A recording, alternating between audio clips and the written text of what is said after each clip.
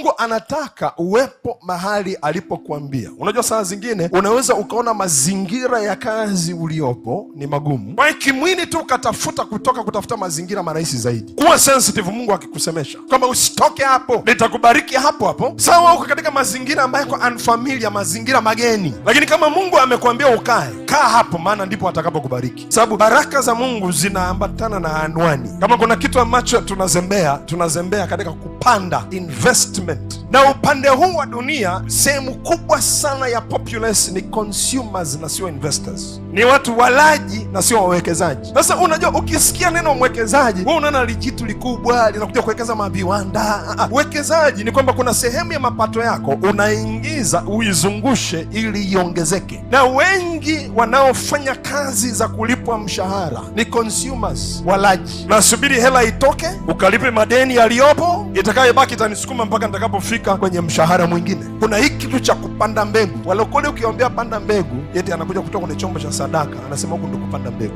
huku unaitwa kutoa. Katika zile baraka ambazo ni matokeo ya kupanda mbegu unatoa. Na walokole sijui nani katuloga. Yaani tunaleta sadaka, tunaambia Mungu kwa jina la Yesu iwe mara 100. Haiwi mara 100 kwenye chombo cha sadaka, inakuwa mara 100 kwenye mzunguko wa uwekezaji. Chombo cha sadaka hakitaki kukuzalishia baraka. Chombo cha sadaka kinapokea sehemu ya baraka ya maisha yako. Unapoleta sadaka kwenye chombo cha sadaka, una acknowledge, unakubali kwamba Mungu ni sehemu ya hizo baraka. Bwana Yesu asifiwe sana.